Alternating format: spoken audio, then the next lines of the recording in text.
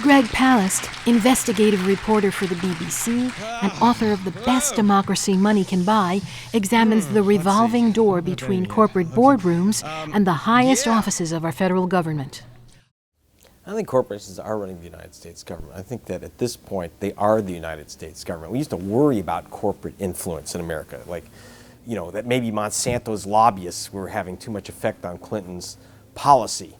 But that doesn't exist anymore. In fact, we have Ann Veneman, who was the Monsanto lobbyist, is now head of the Department of Agriculture. Our energy chief comes right out of an oil company. And of course, we've got a vice president, Mr. Cheney, who recommended and was in charge of the Energy Task Force, recommending that we build a whole bunch of new nuclear plants. And golly gee, his company, Halliburton, is one of the biggest nuclear plant builders on the planet. The big ones, of course, ExxonMobil, which just, ordered up a coup d'etat in Venezuela like they're ordering up pizza.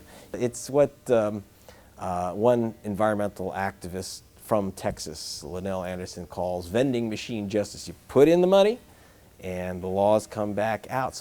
And some of them are like, the most interesting things are the ones that are done as part of the war on terror. For example, ExxonMobil is very squirrely about the fact that in the past few years, they've been required to state what would happen if their chemical plants blew up or had a leak. How many people would be killed nearby? It's a way for people to, if they know what's happening, how to protect themselves or maybe fight against the plant's operation. Well, after September 11th, our president shut down the ability of communities to know what is being produced in plants near them. Now, of course, that doesn't bother Osama bin Laden. He's got an advanced degree in engineering, so he sure as heck knows what happens when you hit a tank of pentane with a rocket. He knows who dies, but now the community is in the dark.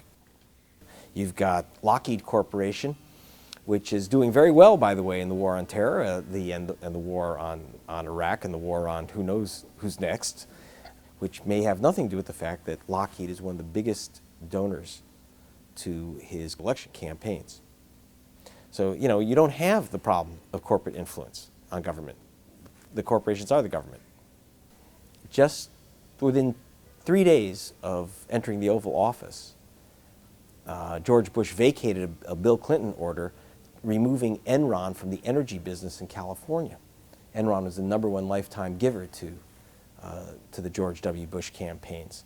But then there was another one, which is quite mysterious, never reported in the New York Times or any of your other papers of record. There was an odd order from the Oval Office eliminating the need for gold mining companies in Nevada to clean up their poisons that they were putting into the water system, arsenic and other poisons and cyanide that go into the water system when you smelt and mine for gold. Now, there were donations from a company called Barrick Gold Mining of Canada. Now, why would a Canadian company be supporting our democracy? Lo and behold, I look on the board of directors and the International Advisory Board, and there's a guy on it called George Herbert Walker Bush, the president's daddy. Now, it's very interesting. The New York Times ran a whole story like they didn't understand why the gold mining companies of Nevada were let off the hook on the environmental cleanup. Of course, they left two names out of the story: the owner of the biggest gold mine, the biggest beneficiary, Barrick, and the guy on their payroll, Poppy Bush.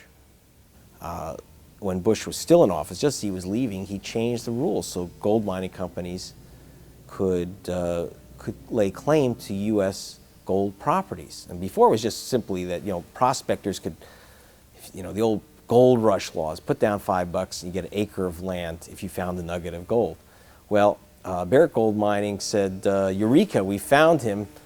Grabbed Poppy Bush and ran him to the claims office, put down $10,000, and got in return the claim to the largest gold mine in the hemisphere, $10 billion worth of gold ore in Nevada.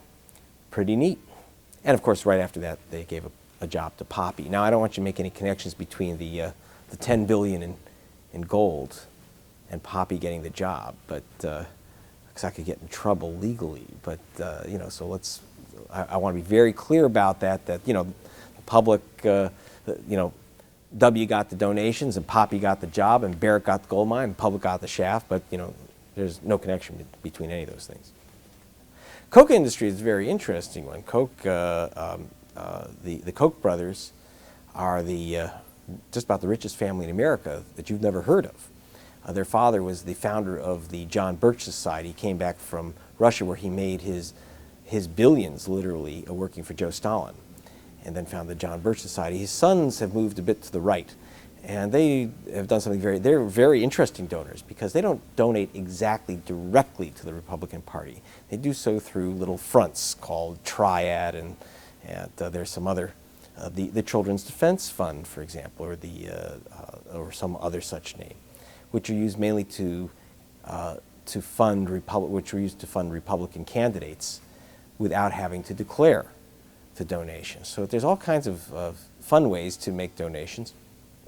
And it's interesting. Why do they do this? One of the Koch brothers, it's spelled K-O-C-H, one of the Koch brothers, Charles, was caught stealing oil from natives on reservations, a little bit of, just a few barrels a month from the oil wells of Indians. Now, the man is worth tens of billions of dollars, and this kind of pilfering was worth a few $100s per well to him. When someone asked him why he did it, he said, "Because I want what's coming to me." And that's everything.